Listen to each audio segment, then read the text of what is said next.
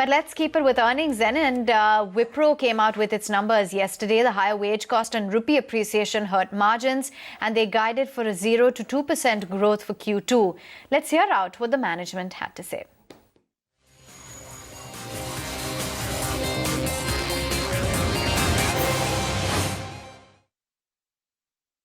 Banking and financial services has been a growth driver for us, and we've been gaining market share.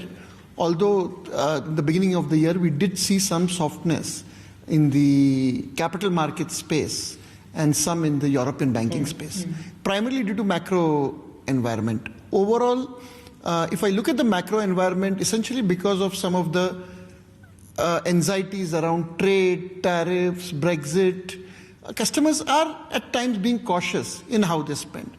The demand environment is very solid. You know, every customer is spending on digital transformation. Digital transformation is a discretionary spend, and still they are continuing. But at times, the way the spend happens is it happens in agile, iterative method. So customers' ability to delay a second sprint after the first sprint is over is a little better compared to the historic waterfall long-term projects that were happening. So when there is uncertainty, for example, when the financial services had the uncertainty of interest rates based on how they had planned versus how interest rates with the Fed are supposed to pan out, there is a pause that they take and recalibrate their expenditure for the whole year before they open the gates again. And that's what we saw in the financial services industry. Jatin, you're always quizzed around margins, also shareholders yesterday at the AGM. I know wage hike, you had the visa costs, all of that playing in, but still a stable set of margin if you were to compare and factor in analyst expectations. But going ahead, with subcontract costs, and I was also asking you earlier with the rupee appreciation, really, it is going to be a tight rope to really walk on.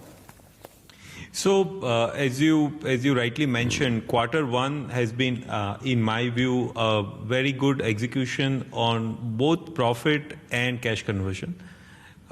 We have remained in a narrow band. We have converted nearly 100% of our net income into free cash flows. Going forward, our priorities is two-pronged. One is we remain invested. We push for whatever we can push to get incremental growth through the year, and that would be our first priority. Even as we do that, we will remain very, very tight on execution, automation, on-site offshore ratios. Whatever we can squeeze out of efficiency gains, we will squeeze out. All right. Saurabh, attrition again. What is really a comfortable number to have? Last year, you ended, the last financial year, 16.8. You're at 17.6 now. 15 to 17 is usually considered the band. Would it get, of course, there's a seasonality factor also.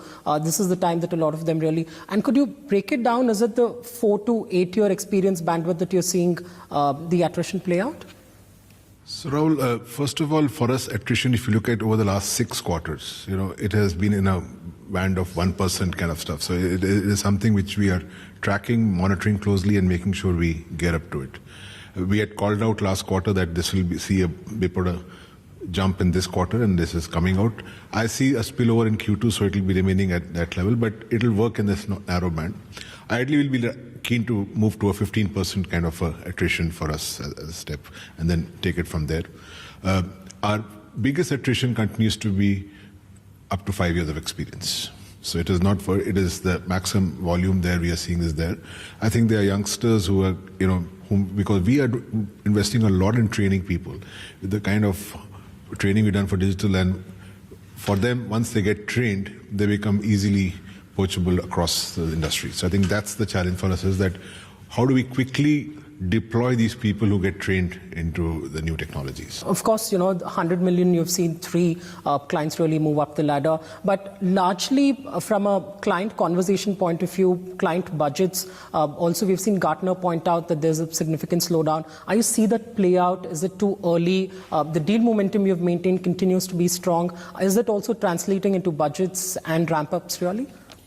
So, Rahul, like we said, the deal momentum continues to be good. The overall demand environment looks good, right? And our conversations are primarily around areas where we are very invested in. So it's around digital, it's about cloud, it's about cybersecurity, and about industrial and engineering services. Across the 4 areas, we see good momentum with the customers.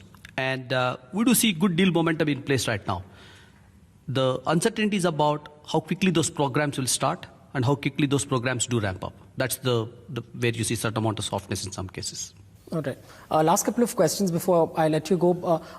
Shareholders also in terms of buyback, of course, you're waiting for SEBI approval, but the entire talk around taxation, the implications, and would it really deter Wipro? Of course, you have indicated you're in a wait-and-watch mode, and we'll look out for more details. But in terms of a capital allocation strategy, that continues to be as outlined previously? Absolutely, Rahul. There is no change. We have said that 45 to 50% of our net income for every year on a block of 3-year basis, we will return as cash. That's optimal for our business. There is no change because of one taxation rule or the other. We are always focused on remaining most compliant with all the law of the land, and that will continue.